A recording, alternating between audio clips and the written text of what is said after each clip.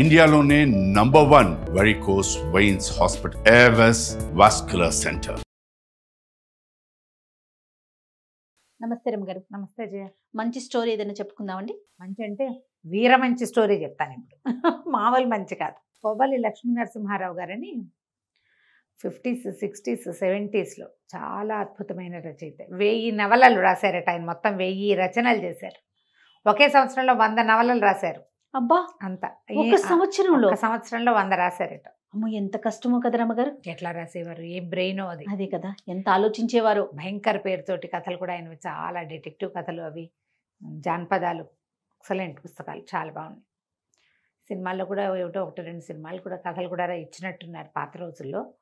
Cinema పేర్లు అయితే నాకు గుర్తులేదు, కానీ ఈ కొవ్వలి గారివి కొన్ని కథలు భలే ఇంట్రెస్టింగ్గా ఉంటాయి. సుఖసప్తతి అంటే ఒక చిలుక చెప్పిన కథలు. ఈ చిలక ఇంట్రెస్టింగ్గా ఉంటాయి. కొంచెము అడల్టరీ స్టోరీసే సరిగా చెప్పాలంటే. అయితే దీన్ని కొంచెం చక్కగా చెప్పుకోవచ్చు. ఈ కాలానికి ఉపయోగపడే లాంటి విషయాలు చాలా ఉంటాయి. పిల్లలకి అని ఖచ్చితంగా నేను పిల్లల కోసం అని చెప్పట్లేదు, కానీ పెద్దవాళ్ళకి బాగా ఉపయోగపడతాయి, సరదాగా ఉంటాయి, కొంచెం డిఫరెంట్గా ఉంటాయి. జానపద గాథలు కాబట్టి ఒక మాదిరి వయసు వచ్చిన పిల్లలకు కూడా చెప్పచ్చు. ఇందులో ఈ సుఖసప్తతి, సుఖ సప్తతి, సుఖం అంటే చిలుక, మెల్లిక సా, ఇది సా అనమాట. బ్రీఫ్గా చెప్తాను. మొత్తం కథలు అందులో ఉన్నవన్నీ ఏం చెప్పటం లేదు నేను. జస్ట్ మొదలు చివర, మధ్యలో 2-3 ఇంట్రెస్టింగ్గా, మరీ ఎక్కువగా ఇదిగా ఉండవు. ఎవరికి వాళ్ళు చదువుకుంటే వాళ్ళ ఇంట్రెస్ట్ ప్రకారం బాగానే ఉంటుంది, కానీ నేను చెప్పడానికి నేను కొంచెం మొహమాటపడి చెప్పట్లేదు అనమాట. అయితే పూర్వం ఒక వింధ్యారణ్యంలోనట ఒక పెద్ద మర్రి చెట్టు, చాలా పెద్దది. అయితే ఈ మర్రి చెట్టుకి మీ చుట్టుపక్కల అడవులకి అక్కడి నుంచి ఇక్కడి నుంచి వచ్చే కిరాతులు, ఆటవికులు, వాళ్ళు వీళ్ళు ఈ చెట్ల మీద చెట్ల కింద ఉండే చిన్న ప్రాణి జాతిని పట్టుకునేవాళ్ళు.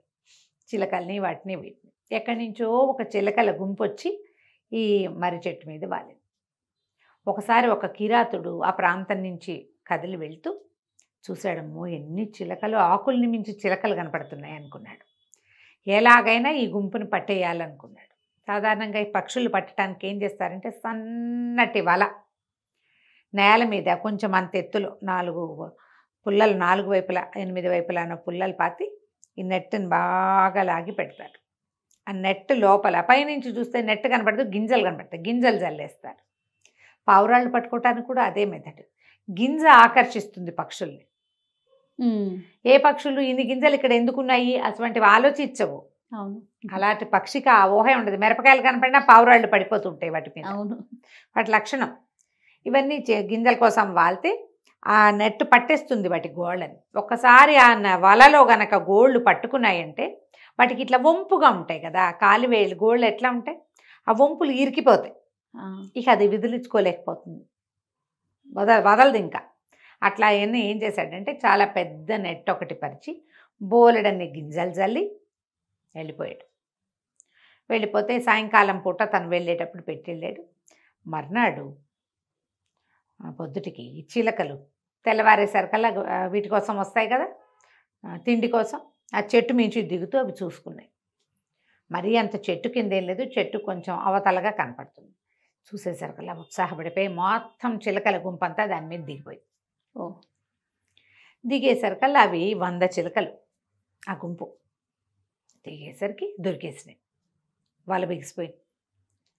ఇవి ఇట్లా దాని మీద దిగేసరికల్లా ఆ బరువుకి ఆ కొసల్లో 4 వైపులా 4 పుల్లలు పెడతాడు కదా, ఆ పుల్లలు లాగబడతాయి. ఈ వల విస్తారంగా పెడతాడు వాడు. ఎప్పుడైతే ఆ పుల్లలు లాగేసినాయో అట్లా దగ్గరకు వస్తుంది అనమాట. అందులో ఆ గాళ్లలో వీటి గోళ్ళు ఇరుక్కుపోతాయి. ఇక గీవురు గావురు మన్న ఏం చెయ్యాలో తెలియలే. దొరికేసి ఇంకా అక్కడే ఉండాలి, వాడెవడో వచ్చి వాటిని విడిపించి పట్టుకుపోయేదాకా. అయితే ఈ మన పావురాల కథలో ఏం వింటాము, పావురా ఏం చెప్పింది, చిత్రగ్రీవుడు దీంట్లో వస్తుంది పంచతంత్రంలో, అందరం ఒకేసారి నెట్టతో సహా ఎగిరిపోదాం, వలతో సహా వల ఎగరేసుకుపోదాం అని చెప్పింది. చిలకలకి అంత తెలివి లేదు, శక్తి కూడా లేదు. పావురాయికి ఉన్నంత శక్తి చిలక్కి తక్కువ ఉంటుంది. వీళ్ళు ఈ చిలకల్లో ఒక రాజు ఉన్నాడు, ఒక ఆయన, ఒక మగ చిలుక.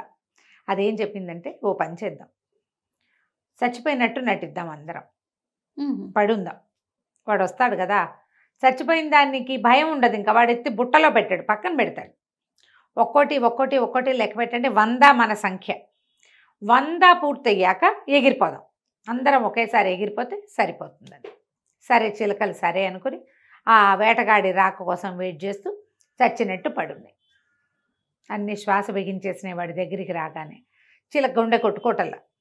వాడు వచ్చి చూసుకుని ఇది ఇట్లా చచ్చిపోయినాయి, ఎక్కడైనా ఏ నీళ్ళలో తాగుంటాయి అన్నీ కలిసి గుంపుగా, అందుకు చచ్చిపోయినాయి. సరే వీటన్నిటిని చూద్దామని ముందేం చేశాడు, ఒక చిలకను తీసి పక్క పెట్టాడు. అది అటగే చచ్చిపడింది. పక్కన పెట్టగానే ఎగిరిపోయింది అనుకో, వాడికి తెలిసిపోతుంది ఎగర్లా. ఇతను 1 2 3 4 అని లెక్క పెడుతూ ఒక్కోటి పెడుతున్నాడు.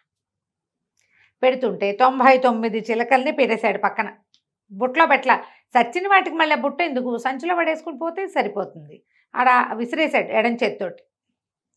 అయితే ఏమైంది, సరిగ్గా 100వ అంకె వచ్చే లోపల ఆ చెట్టు మించి ఒక ఎండిపోయిన ఒక ఆకు వీళ్ళు ఈ చిలకల దగ్గర పడేసరికల్లా అవేమనుకున్నాయి, అదే 100 అని అనుకుని ఒక్క ఎగిరినాయి. ఓహో, ఈ చిలక 100వ చిలక ఇతని చేతిలోనే ఉంది, ఇంకా వదలలేదు. ఇంకా వదల్లా. 99 ఒకే దెబ్బకి ఎగిరిపోయింది. ఎగిరిపోగానే వీడికి అర్థమైపోయింది, అమ్మా ఇవి నన్ను మోసం చేసినాయి, ఇదే జరిగిందని చేతిలో ఉన్న చిలక పీక పిసికిపోయాడు కోపానికి. దొంగ మొహాలు ఏదో ఐడియా వేసి అవన్నీ బారిపోయినాయి.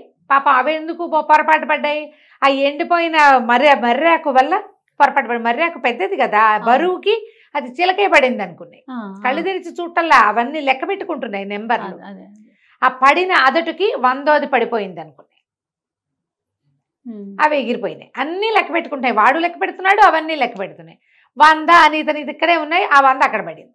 100వ ఆకు వెళ్ళిపోయింది. ఇతను పిసికేసేసరికి పీక పిసికేపోయాడు కోపంతో. పటపట్లాడిపోయినాయి పళ్ళు, కోపం వచ్చేస్తుంది కదా, అంతేగా మరి. నేను పీక పిసికేస్తాను, అవన్నీ పోయినాయి, నువ్వు ఎట్లా తప్పించుకుంటావు నా చేతిలోంచి అనగానే చిలకంది, వద్దు నన్ను చంపకు, నన్ను తీసుకెళ్ళి ఎక్కడైనా అమ్మేవా నీకు బోల్డ్ అంత డబ్బు వస్తుంది, నీకు ఎంత లాభం వస్తుందో, 1000 వరహాలకి 1 రూపాయి తక్కువ కాకుండా అమ్ము నన్ను అనేసరికల్లా ఆశ్చర్యపోయాడు. మనుషులు మాట్లాడినట్టు మాట్లాడుతుంది చిలక. చాలా ఆశ్చర్యపోయాడు. తన చేతి సరిగా పట్టుకుని అడిగాడు, నిజంగా 1000 రూపాయలకు అమ్ముడుపోతావా నువ్వు అని. రూపాయి తక్కువ కాదండి అనేసరికల్లా సరే ఏం చేశాడు, ఆటవికుడు తన సంచి సామాన్లన్నీ తీసుకుని చిలకకి ఒక చిన్న తాడు మెడ కట్టి భుజాన్ని వేసుకుని తీసుకుపోయాడు. మామూలుగా చిలక మాంసం అమ్మేది వేరేది, మాట్లాడే చిలకలు జంతువులుని వాటిని అమ్మేది కొట్ల దగ్గరికి వెళ్ళి నుంచున్నాడు. నా దగ్గర ఒక బ్రహ్మాండమైన చిలక ఉంది, ఈ చిలక అమ్ముతాను అని. వారా వీరా ఎవరు వచ్చినా 1000 వరహాలకి తక్కువ కాదంటాడు. 1000 ఇచ్చి అణాకి కొరగాని చిలకని ఎవరు కొంటారు, అణా పెట్టి కొనచ్చు దాన్ని. 2 3 ఉంటే 2 అణాలు ఇచ్చి 3 తీసుకుంటారు, కొత్తిమీర కట్టల్లాగా. అదే 1 అణా, 3 ఎంతకి ఇస్తావు, 2 అణాలకి ఇవ్వు, అలా లెక్క పెడతారు. అలాంటిది పోయి ఇది ఏకంగా 1000 వరహాలంటే ఏమిటి తక్కువ. అయితే ఏమైంది, చిలక భలే అందంగా ఉంది, అది రెక్కలు కదపటము, తలెత్తి అటు ఇటు చూడటము భలే బ్యూటిఫుల్గా ఉన్నాయి. ఆ పక్షి అందం చెప్పరానిదన్నమాట, చాలా హుందాగా ఉంది. అయితే ఒక వ్యాపారస్తుడు ఒక ఆయన భార్యకి బహుమతిగా ఏదైనా తీసుకెళ్ళాలని ఇక్కడికి వచ్చాడు. శెట్టి గారు, రత్నాల శెట్టి ఆయన, పెద్ద ఎత్తున అంటే వాళ్ళవి గ్రాండ్ స్కేల్లో ఉంటాయి కదా బిజినెస్లు. ఈ చిలకను చూసి ముచ్చటపడ్డాడు. 1000 అంటే చాలా ఎక్కువ, ఇంకొక రేట్ ఏదైనా చెప్పమన్నాడు. అనేసరికల్లా చిలకంది, ఆలోచించద్దు శ్రేష్ఠి, నన్ను తీసుకెళ్ళు, నీకు వీడికి 1000 వస్తే 1000కి 100 ఇంతలు లాభం తెచ్చిపెడతా నీకు, నన్ను నీతో తీసుకెళ్ళిపో అని పదే చెప్పేసరికల్లా ఈ శెట్టి గారు ఆ మాటలకి మరీ ముచ్చటపడ్డాడు. ఆ 1000 వాడి చేతిలో పెట్టి ఆటవిక్కడి చేతిలో ఆ చిలకని తీసుకుపోయాడు. ఒక చిన్న బంగారు పంజరం చేయించి తన వ్యాపార కేంద్రంలో పెట్టుకున్నాడు. ఎంత బాగా మాట్లాడేదో ఆ చిలక, పెద్దగా ఎగిరిపోయే ప్రయత్నం చేసేది కాదు. పంజరం నుంచి బయటకు వచ్చినా అక్కడక్కడే తిరిగేది. పళ్ళు గిళ్ళు మంచి మంచి పళ్ళు, వాటిలలో పళ్ళు పెడితే చక్కటి రుచికరమైన పండుని సెలెక్ట్ చేసుకునేది. చాలా బుద్ధిగా ఉండేది. ఇక ఎన్ని రకాల బేరాలు చేసేదో, వచ్చిన వాళ్ళ వ్యాపారపు బేరాలు, ఇంకో 10 ఎక్కువ ఇవ్వండి, ఇది మీరు నష్టపోరు అని చెప్పటం. శెట్టి గారి బదులు మొత్తం బేరం అంతా చిలకే చేసేది. విచిత్రమైన కథలు చెప్పేది. అది రెక్కలు విప్పి నడుస్తుంటే ఏదో ఒక మహారాజు నడుస్తున్నట్టుగా ఉండేది, చాలా డిఫరెంట్గా ఉండేది. అయితే ఏమైంది, సరే ఆ చిలకతోటి చాలా కాలక్షేపం చేసేవాడు ఆయన. ఇంటికి వెళ్ళేటప్పుడు ఇంటికి కూడా తీసుకెళ్ళేవాడు, మళ్ళీ పొద్దున్నే తనతో పాటు తీసుకొచ్చేసేవాడు. ఈ శెట్టి గారికి మహాద్భుత సౌందర్యవతి అయిన మందారవల్లి అనే పేరున్న ఒక అందగత్తైన భార్య ఉండేది. అయితే ఒకనాడు ఆవిడ వాకిట్లో నిలబడి ఏదో మల్లె పువ్వులో ఏవో బేరం వెళ్తుంటే ఆ వాసన పీల్చడం కోసం, అంత గుప్పమని వాసన వస్తుంటే వెళ్ళి మేడ మీద నుంచి. అదే సమయంలో ఈ దేశానికి ఆ ప్రాంతానికి రాజైన మలైకేతుడు అనే ఆయన రథంలో వెళ్తూ ఈ మహాద్భుత సౌందర్యవతి అయిన ఈ మందారవల్లిని చూశాడు. ఎంత బాగుంది, వివాహితైనా పర్వాలేదనుకున్నాడు. ఒక పరిచారికను పిలిచి ఆ అమ్మాయితోటి ఈ అమ్మాయికి కబురు చేశాడు. నేను ఎంతో ప్రేమగా ఉన్నాను, నీ మీద వచ్చి నాతో స్పెండ్ చెయ్యి, పెళ్లి చేసుకుంటా లేచకపోదాం కాదు, స్పెండ్ చేయమని పిలిచేసరికల్లా సరే ఈవిడికి ఉత్సాహం వచ్చింది. రాజు అంతటి వాడు శ్రేష్ఠే, శెట్టి గారు ఎక్కడా, రాజుగారు ఎక్కడా, పైగా సౌందర్యాన్ని నువ్వు ఎంతో అందగత్తమంటే ఎవరంటే వాళ్ళ మీదే ఉంటుంది మనసు. భార్య కాబట్టి ఈయన ఎంత ముద్దుగా చూసినా ఈ కొత్తగా ప్రైజ్ చేస్తే ఒక రకమైన ఉత్సాహం వస్తుంది కదా. ఈవిడ కూడా కొద్దిగా ఉత్సాహపడింది, కానీ భర్త ఊళ్ళోనే ఉన్నాడని మాట్లాడకుండా ఊరుకుంది. రాజుగారు ఏం చేశాడు, ఒక రత్నాల వ్యాపారస్తుని ఈయన్ని పిలిచి, ఈ రత్నశెట్టి గారిని పిలిచి, నాకు వజ్రాలు కావాలి, కొత్త కిరీటం చేయించుకుంటాను, మన దగ్గర ఉన్నవేవీ కాదు, నువ్వు బయట నుంచి పట్టుకురమ్మని ఆయన్ని ఊళ్ళో లేకుండా పంపించేసి ఈ అమ్మాయికి కబుర్ చేశాడు. నీ భర్త ఊళ్ళో లేడు కాబట్టి వచ్చి నన్ను కలవమని. ఆయన ఇక్కడికి ఈవిడ్నే అంతఃపురానికి రమ్మన్నాడు. సరే ఏం చేసింది, భర్త వెళ్ళిపోయిన రోజు రాత్రో మరుసటి రోజు రాత్రో చక్కగా సర్వాలంకార భూషితురాలయ్యి పల్లకి ఎక్కి వెళ్ళడానికి తయారైంది.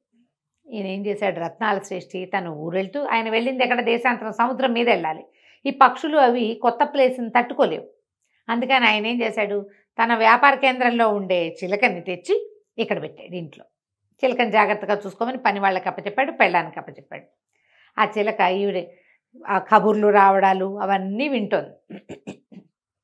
కబురు చేయటం, ఈవిడ తయారైపోవటం, ఓవర్ యాక్షను, ఈవిడ చేస్తున్న వేషం అంతా చూసి ఏమందంటే, మలైకేతుని కలవడానికి వెళ్తున్నట్టున్నావు, ఇప్పుడు నువ్వు చేసేదాన్ని ఏమంటారో తెలుసా, ఈ పని చేయటానికి ఎంత తెలివి కావాలో తెలుసా, నువ్వు అక్కడ తప్పించుకోవాలి, రేపొద్దున పట్టుబడితే భర్త దగ్గర తప్పించుకోవాలి, చుట్టుపక్కల దగ్గర తప్పించుకోవాలి, ఇలాంటి పనులు చేయాలంటే చాలా తెలివితేటలు కావాలి, నీకున్నాయా, ఎంత కావాలంటావు అని అడిగింది మందారవల్లి.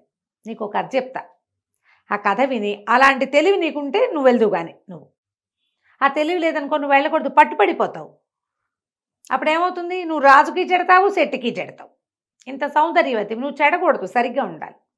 నువ్వు అక్కడికి వెళ్తానే నాకేం అభ్యంతరం లేదు, కానీ తెలివి ఉందో లేదో చూసుకో, నీ తెలివి సంగతి నాకు తెలియదు అన్నది. అనగానే సరే ఈ మందారవల్లి ఏం చేసింది, అలంకారం చేసుకుంది, కానీ ఏది కథ చెప్పు వింటాను అని గబగబా వచ్చి కూర్చుంది. ఇక చిలక రోజు రాత్రి ఓ కథ చొప్పుని చెప్పింది ఈ అమ్మాయికి. ప్రతిరోజు ఈవిడ తయారవుతుంది, పగటిపూట వెళ్ళకూడదు, ఇది చేసేది వెధవ పని, నలుగురికి తెలిసిపోతుంది, చీకటి పడ్డాక వెళ్ళాలి, చీకటి పడి ఆవిడ అందంగా అలంకారం చేసుకుంటే సెంట్లు గింట్లు కొట్టుకుని పువ్వులు గివ్వులు పెట్టుకుని తయారవుతుంది. తయారవగానే చిలక స్టార్ట్ ఓ కొత్త కథ చెప్తుంది. ఎన్ని కథలో చెప్పింది.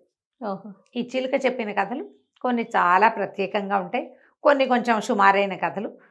ఇందులో బాగున్న 2-3 కథల్ని మనం నిదానంగా చెప్పుకుందాం. తప్పకుండా అండి. చిలక ఏం కథ చెప్పిందో మనం వచ్చే భాగంలో విందాం. తప్పకుండా రమ్మగారు, చాలా ఇంట్రెస్టింగ్గా ఉందండి సిరీస్. నమస్తే అండి. నమస్తే రమ్మగారు, మనం చిలుక చెప్పిన కథలు ఈ సిరీస్ చేస్తూ ఉన్నాం. ఫస్ట్ సప్తతి. మరి నెక్స్ట్ ఎపిసోడ్లోకి వెళ్దాం. ఆ చిలుక చాలా కథలు చెప్పిందమ్మా. అందులో పద్మిని శశికుమార వృత్తాంతం బాగుంటుంది, కొంచెం ఎక్కువ లెంగ్దీ కథ, ఒక రవ్వ ఇంట్రెస్టింగ్గా ఉంటుంది, తొందరగా అయిపోదు, బాగుంటుంది. ఓకే, అందుకని అది చెప్దాం. చెప్తానికి బాగుంటుంది, మేము వినటానికి బాగుంటుంది, అంతేనండి. అంతే. పూర్వం కాశ్మీర్ దేశంలో మందారవల్లి శెట్టి గారి భార్య, ఆమె మలైకేతు అని ఆ రాజ్యపు రాజుగారి దగ్గరికి వెళ్ళడానికి బయలుదేరితే చిలుక ఆమెను ఆపి, నీకు చాలా తెలివితేటలు కావాలి ఇలాంటి పనులు చేయటానికి, దొంగ పని చేయడానికి తెలివి ఎక్కువ కావాలి, నీకు అలాంటి తెలివి ఉందా లేదా తెలుసుకో, ముందు ఒక కథ చెప్తాను, ఆ కథ విని ఆ కథలో నేను చెప్పిన ఆడవాళ్ళ విషయం చెప్తా కదా, వాళ్ళు ఎట్లా చేశారు, అలాంటి తెలివితేటలుండి దీన్ని కప్పిపుచ్చగలవు, నీ భర్తకు తెలియకుండా లోకానికి తెలియకుండా ఏ ఇబ్బంది రాకుండా రాజుకు చెడ్డ పేరు రాకుండా చేయగలవేమో చూసుకుని చెయ్యి, దొంగ పని అయినా కూడా అని చెప్పి రకరకాల కథలు చెప్పింది. అన్ని రకరకాల కథల్లోంచి 1-2 కథలు సెలెక్ట్ చేసుకుని చెప్పుకుందాం మనం. ఓకే. ఎందుకంటే ఈ ప్రసంగవశాత్తు ఒక కథ చెప్పేయకుండా నేను సుఖసప్తతిని చెప్తూనే ఇది చెప్పాలనుకున్నాను అనమాట. పద్మిని శశికుమారుల కథ. పూర్వము కాశ్మీర్ నగరానికి కాశ్మీర్ రాజ్యంలో అవంతి అని ఒక నగరం ఉండేది. శుభకరుడు అని ఒక రాజుగారు ఉండేవాడు. ఆయనకి సుబుద్ధి అని ఒక మంత్రి కూడా. ఈ రాజు మంత్రి చాలా స్నేహితులు. వాళ్ళిద్దరికీ సంతానం లేదు. ఆ కాలంలో ఎలా ఉండేదంటే రాజుకి తప్పకుండా సంతానం ఉండాలి. స్త్రీ సంతానమైనా ఓకే, ఆడపిల్ల అయినా ఓకే. ఆ అమ్మాయిదే రాజ్యం. ఆ అమ్మాయి భర్త చూస్తాడు, ఆ కొడుకు మళ్ళీ రాజు అవుతాడు. అలా ఉండేది. సంతానం లేని రాజుకు చాలా కష్టంగా ఉండేది. పిల్లల కోసం ప్రయత్నం చేసేవాళ్ళు, ఎక్కువ భాగం ట్రై చేసేవాళ్ళు. దత్తతలు అప్పుడు లేవు. ఏం చేసేవాళ్ళు, వీళ్ళే తపస్సులు, దేవాలయాలకు వెళ్ళి యజ్ఞాలు చేసి హోమాలు చేసి ఒక్క పిల్లాడైనా పుట్టించుకునేందుకు ప్రయత్నం చేసేవాళ్ళు. మన IVF లాగా మనం ఇప్పుడు చేస్తున్నాం కదా, అలాగే మన ఆస్తి మన డైనాసిటీ పోకూడదని ప్రజలు కూడా రాజు యొక్క రక్తం, ఆ రాజవంశాన్ని గౌరవించే కాలం అది. ఆ వంశంలో పుట్టిన వాళ్ళే కావాలి అని. అయితే ఎంతకాలమో వీళ్ళకి పిల్లలు కలగల. ఈయన ఏమనుకున్నాడంటే నేను తపస్సు చేసుకుంటాను, తీర్థయాత్రలు చేస్తానని ఎన్నో తీర్థయాత్రలు చేశాడు. ఎన్ని చోట్ల జపాలు చేశాడు. ఏదేదో ఎక్కడా ఆయన కోరిక తీరుతుందన్న ఆశ ఆయనకి కలగల. తిరిగి వచ్చేస్తూ ఉంటే ఒక పెద్ద అడవిలో ఒక పురాతన విశాలమైన కాళికాలయం కనపడింది. కాళీ ఆలయంలోకి ప్రవేశించాడు.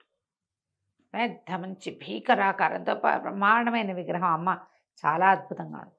ఈయన ఏమన్నాడంటే ఆమెను చూసి, అమ్మ సంతానం లేని జీవితం ఎందుకు, నా రాజ్యం ఏదైతే అది అయిపోను గాక, మెడ తరిగి నన్ను నేను నీకు ఇచ్చేసుకుంటా, ఈ కోరిక తీరని దాంతో నేను మళ్ళీ నగర ప్రవేశం చెయ్యను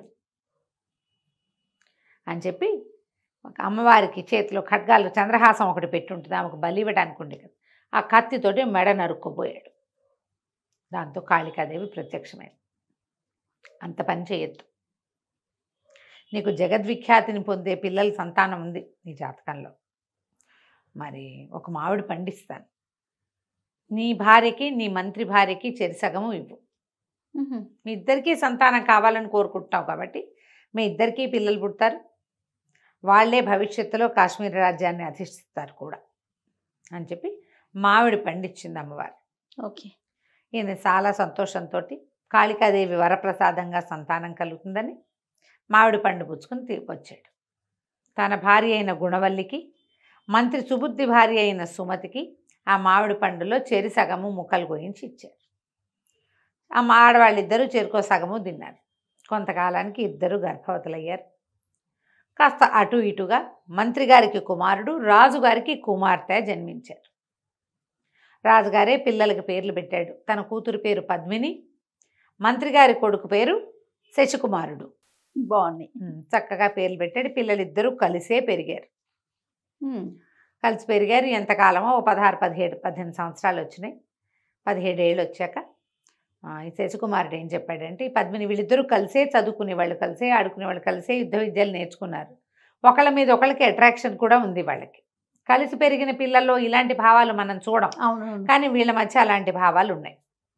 అయితే ఇతను ఏం చెప్పాడంటే, నాకు దేశాటం చేయాలని ఉంది, లేక కలగటం వల్ల మీ నాన్న ఒప్పుకోడు, మా నాన్న ఒప్పుకోడు, నేను ఎవరికి చెప్పకుండా దేశాటం చేయడానికి వెళ్ళిపోదలుచుకున్నా అనేసరికల్ ఈ పెళ్ళేమంది పద్మిని, అది కాదు నేను కూడా వస్తా, ఇద్దరం కలిసి వెళ్ళిపోదాం, దేశాన్ని చూసొద్దాం, వచ్చాక పెళ్లి చేసుకుని రాజ్యం వెళ్ళుకోవచ్చు, మనం కలిసి వెళ్ళిపోదాం, మనిద్దరం కలిసి ఒకటే చోటందో, నువ్వు లేకుండా నేను ఉండలేను, నేను చూడకుండా ఉండలేను, నువ్వు వెళ్ళిపోయి ఏనాటికి వస్తావో తెలియకుండా ఎదురు చూడడం నా వల్ల కాదు,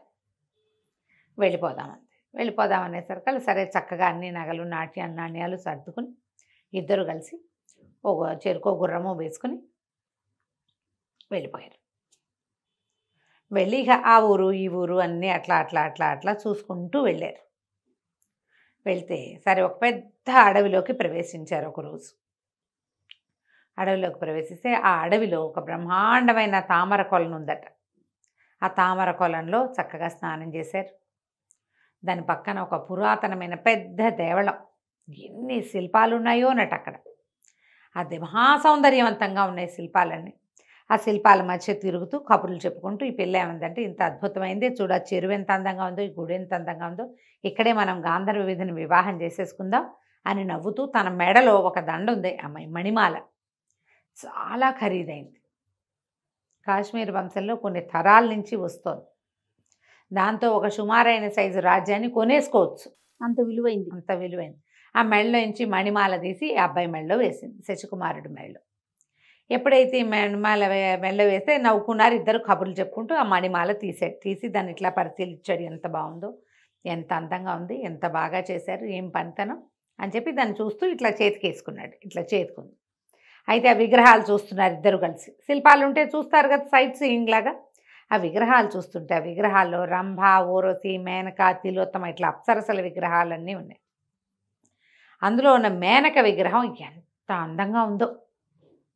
దేవతా సౌందర్యం వేరే ఉంటుంది కదా. ఇతను ఏం చేశాడు, ఈ చేతిలో ఉన్న మణిమాలని, ఇట్లాంటి మణిమాలలు ఇలాంటి వాళ్ళకి సరిపోయేవి, మనలాగా మనుషులకు సరిపోయేవి కాదని ఆ మణిమాల ఎత్తి మెడలో వేశాడు. ఆ మేనక విగ్రహానికి వేసేసాడు. వేశాక ఇద్దరు ఏవో పళ్ళు ఆహారం మధ్యలో ముందు ఊర్లో ఏదో కొనుక్కున్నారు. చెరువు దగ్గరికి కూర్చుని చక్కగా ఆహారం తిన్నారు. చెరువులో కాళ్ళాడిస్తూ కూర్చున్నారు. కాసేపు నిద్రపోయారు. ఇంకా లేచి వెళ్ళిపోదామని బయలుదేరేశారు. గుర్రాలు ఎక్కారు. గుర్రాలు ఎక్కి ఈ అడవిలో నుంచి బయటికి వెళ్ళిపోయారు. దానికి దగ్గరలో ఒక నగరం ఉంది. ఆ అడవికి దగ్గరలో ఆ నగరం తాలూకు మొగదల్లోనే పెద్ద శ్మశానం ఉంది. అందాక వెళ్ళారు. వెళ్ళేసరికి ఆ శ్మశానపు వాకిట్లో ఒక ముసలమ్మ తెగ ఏడు చేస్తోంది. అందంగా ఉంది, బొళ్ళు నగలేసుకుంది. ఇటు దగ్గరికి వెళ్ళారు. వెళ్ళేసరికల్లా ఈ పిల్లని చూసేసరికల్లా ఆవిడ, అమ్మ వచ్చావా అని చేతులు పుచ్చుకుంది. ఎవరమ్మా, ఎందుకు ఏడుస్తున్నావు, ఎందుకవ్వా ఇక్కడ నుంచి ఎందుకు ఏడుస్తున్నావని అడిగారు. అడిగితే, అయ్యా నేను అది ఆ అమృతవాహిని, ఆ నగరం పేరు. అమృతవాహిని నగరంలో చాలా పేరుగొన్న గణికని నేను, నళిని నా పేరు. నా కూతురు 16 ఏళ్ళది, ఇట్లాగే ఉండేదచ్చు. నిన్న రాత్రి కలరా వ్యాధితో మరణించింది. పిల్లని తెచ్చి పూడిపిచ్చి దాన్ని వదిలిపెట్టి వెళ్ళలేక ఇక్కడే పడి ఏడుస్తున్నాను నాయన. నాకు ఇక పిల్లలు లేరు, లేక కలిగింది. ఇప్పుడు ముసలిది, చచ్చిపోయిన పిల్ల 16 ఏళ్ళు అని తెగ ఏడ్చి మా అమ్మ, మా తల్లి అచ్చు మా అమ్మ ఎల్లేనే ఉన్నావు, మాతో ఉండు, నాతో ఉండండి, మీ ఇద్దరు మా ఇంట్లో ఉండండి అని తెగ బతిమలాడింది.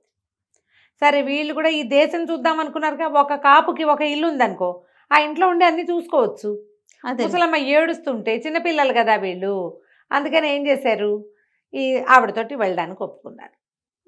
ఆవిడ బండి ఎవరినో కేకేసి ఆ బండి ఎక్కింది. వీళ్ళు గుర్రాల మీద వాళ్ళ ఇంటికి వెళ్ళిపోయారు.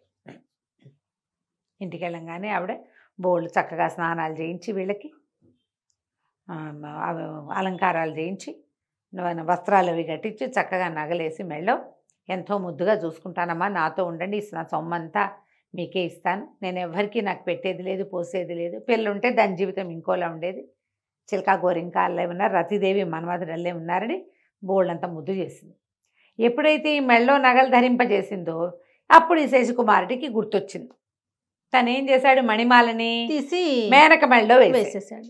అక్కడి నుంచి అన్నాడు, అయ్యో మణిమాలను వదిలేశాను, మరి తీసుకొస్తాను వెళ్ళి అనేసరికల్ ఆవిడ ఒప్పుకోలే. ముసలమ్మ, ఎందుకు, మనకి లేవా పోవా, వదిలేసి ఎవడో అదృష్టవంతుడికి దొరుకుతుంది అనేసరికల్ అట్లా వదలలేను, ఈ అమ్మాయి నా మెళ్ళో వేసింది, పైగా అది కాశ్మీర వంశపు గుర్తు, దాన్ని నేను వదిలిపెట్టలేనని, ఈ గుర్రం మీద ఎంతలోకి వెళ్ళొస్తాను నేను, నువ్వు రెస్ట్ తీసుకో, నేను ఇప్పుడే వెళ్ళొస్తా పద్మిని అని చెప్పి బయలుదేరి వెళ్ళిపోయాడు. గుర్రం వేసుకుని వెళ్ళాడు. వెళ్ళి ఏమయ్యాడో వచ్చే భాగంలో తెలుసుకున్నాం. ఇక్కడ ట్విస్ట్ ఉంది అయితే. రైట్ రాము గారు, నమస్తే. నమస్తే.